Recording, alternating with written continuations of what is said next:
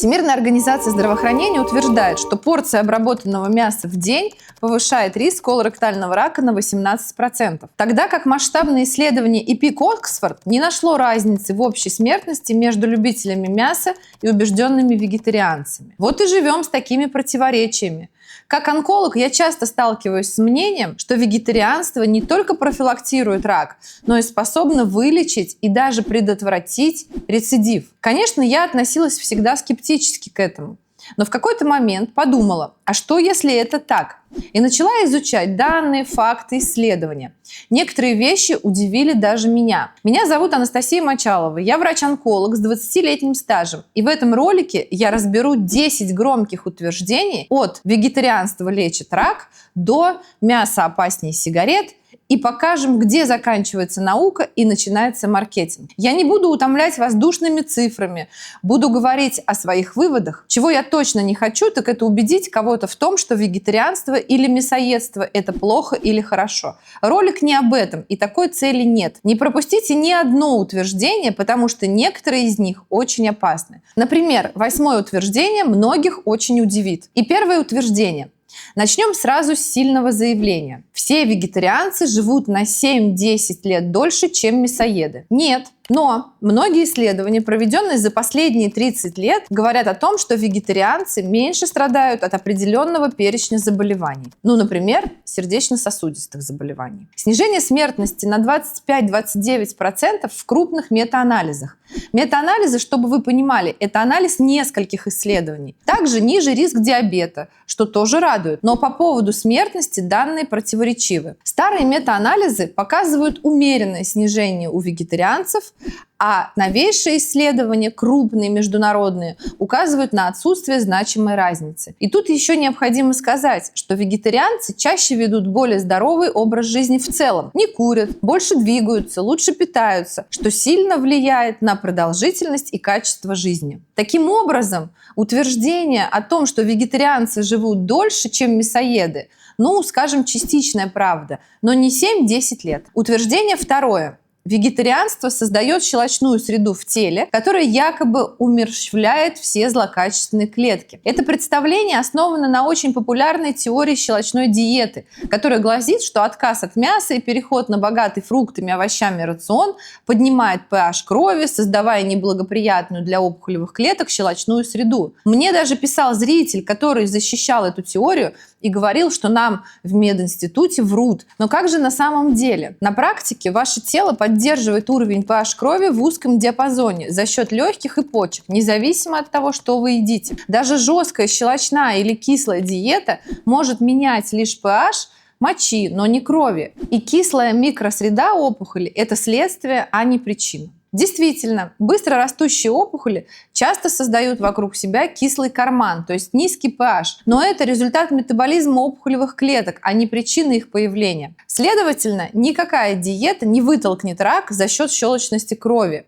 Клинические и эпидемиологические исследования не показали, что изменение рациона на щелочной способно замедлить рост уже существующей опухоли или вылечить рак. Вывод. Вегетарианская щелочная диета не оказывает прямого влияния на pH крови и не убивает опухолевые клетки. Это миф. Утверждение третье. Вегетарианская диета защищает от рака. Что показывают метаанализы по вегетарианцам? Одно из крупных исследований на 124 тысячи участников обнаружило у вегетарианцев примерно на 18% меньше случаев рака по сравнению со всеядными людьми. Но такое снижение относится не ко всем типам опухоли, и вегетарианство не показало статистически значимого эффекта на общую смертность от рака. Важен не сам отказ от мяса, а общий растительный индекс питания, то есть доля цельных зерен, бобовых, овощей и фруктов в рационе. Например, если мы уберем мясо и будем есть одни чипсы и сладости, это точно не будет защитой от рака, но при этом вполне себе вегетарианство. Между тем, хорошо сбалансированные диеты, включая умеренное потребление нежирного мяса и рыбы,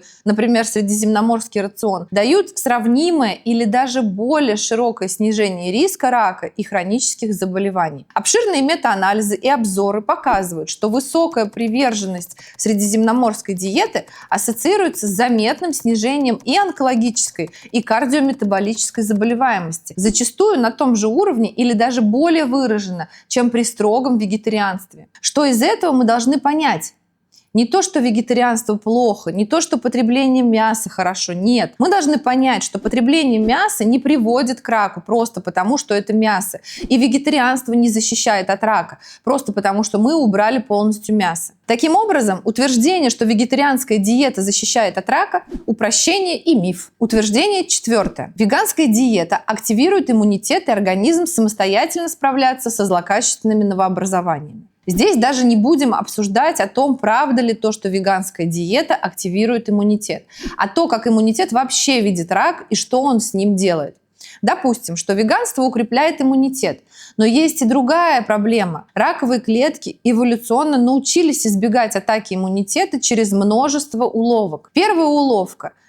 Представьте, что у нормальных клеток есть бейджик с надписью «Не трогать». Это белок PDL. Когда Т-клетки подходят и видят этот бейджик, они думают, а это своя, не трогать. Опухолевые же клетки, они вешают такой же бейджик себе сами, хотя они чужие, и тем самым сбивают с толку нашу защиту. Вторая уловка. У каждой здоровой клетки есть маленькие таблички на поверхности, по которым иммунитет узнает это свое и это чужое. Раковые клетки могут просто снять эти таблички, словно спрятать свое имя. Тогда Т-клетки их не распознают и пропускают мимо. Третья уловка – это когда опухоль окружает себя клетками, которые успокаивают иммунитет. Иммунные клетки перестают реагировать на врага. Так вот, все эти механизмы позволяют опухоли прятаться, даже при усиленном общем иммунном тонусе. При этом, конечно же, в целом хороший иммунитет важно, но он не лечит сам по себе организм от онкологии. Поэтому, может быть, вегетарианство и усиливает иммунитет, но это не имеет большого значения в лечении рака. Пятое утверждение. Любое мясо неизбежно вызывает рак. Поскольку я уже выше говорила про мясо, то тут я не буду долго останавливаться. Скажу только о том, что принято считать, что красное мясо – это вероятный канцероген, а обработанное – это доказанный канцероген. При этом относительный риск колоректального рака всего на 18% выше при ежедневных 50 граммах белка. Это несопоставимо с риском от курения, например, рост в 10-30 раз. Хотя часто говорят, что мясо хуже курения. Небольшие порции красного мяса, приготовленные правильным способом, вписываются в сбалансированный рацион без существенного вреда. Утверждение 6. Растительные белки равноценны и даже лучше животных белков. Это я часто слышу именно у людей, которые придерживаются веганской диеты, то есть полный отказ от животных продуктов. Но данное утверждение находится больше в плоскости философии ненасилия, чем в плоскости науки. Растительные белки и белки животного происхождения отличаются по нескольким ключевым параметрам. Первое и важное – это аминокислотный профиль. Животные белки обычно полные, содержат все 9 незаменимых аминокислот в нужных количествах. Например, молоко, яйца, мясо имеют высокую биологическую ценность. А вот растительные белки в основном неполные, и их нужно комбинировать, например, соя плюс злаки, или бобовые плюс семена, или орехи. Второй критерий – это усвояемость. У животных белков усвояемость лучше, а также меньше антинутриентов, например, фитаты, танины, которые мешают перевариванию. Растительные белки могут покрывать ваши потребности, но не равноценны белкам животного происхождения. Поэтому давайте этому утверждению дадим статус частичной правды. Утверждение 7. На вегетарианстве и веганстве дефицитов не бывает. Метаанализ 2024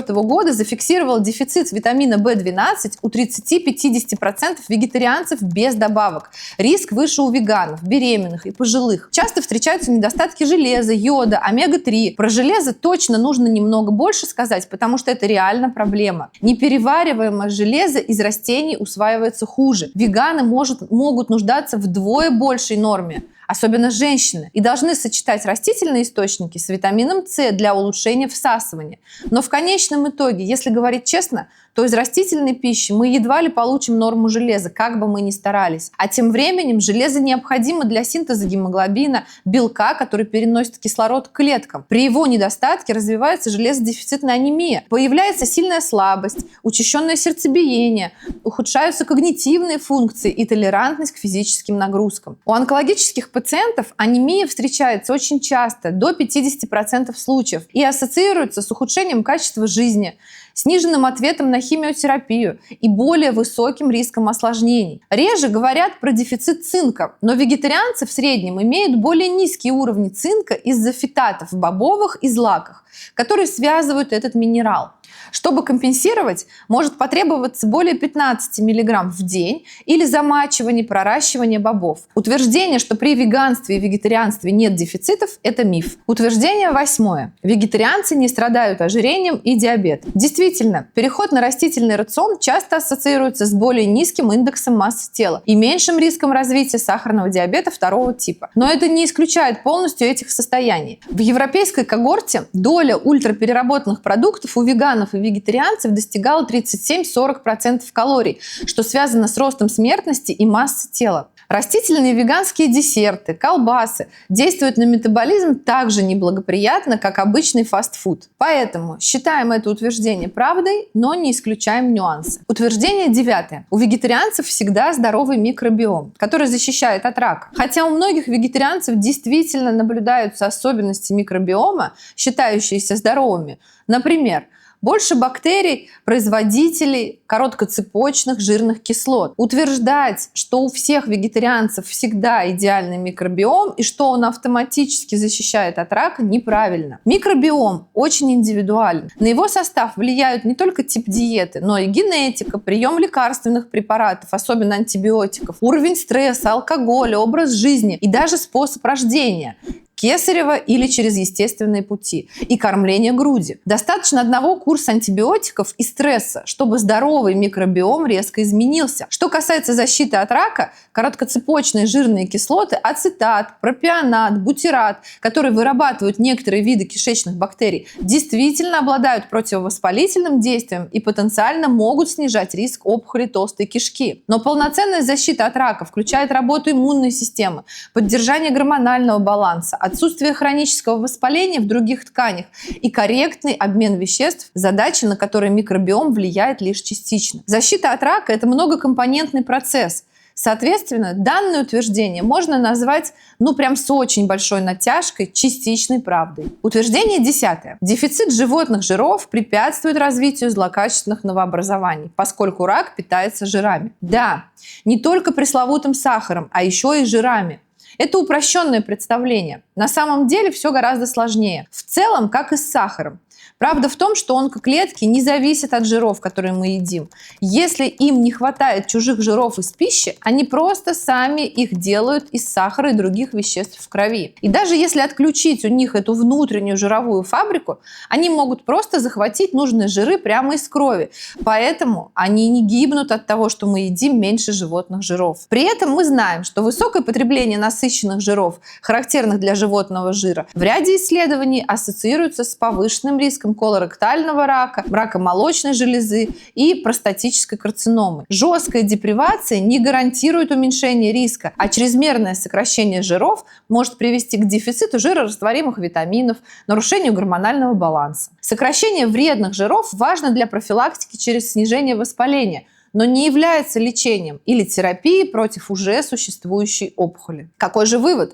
Дефицит животных жиров не препятствует развитию злокачественных новообразований. Так что в итоге? Вегетарианство вылечит рак? Ряд исследований показывает, что после диагноза онкология растительные диеты могут улучшать показатели выживаемости или качества жизни. Например, более высокое потребление клетчатки связано с улучшенной выживаемостью у онкобольных. При добавлении 10 грамм клетчатки на 13% снижение смертности. Но ни одно крупное исследование или метаанализ не показало, что при уже развившемся раке вегетарианская диета способна добиться полного излечения опухоли. Когда мы говорим о выживаемости, мы имеем в виду, что вегетарианская или преимущественно растительная диета в ряде наблюдательных исследований связана с меньшей смертностью у людей, у которых уже диагностировали рак. То есть пациенты в среднем живут дольше, получают меньше осложнений, у них лучше качество жизни. Однако это не означает, что опухоль исчезает или человек считается излеченным.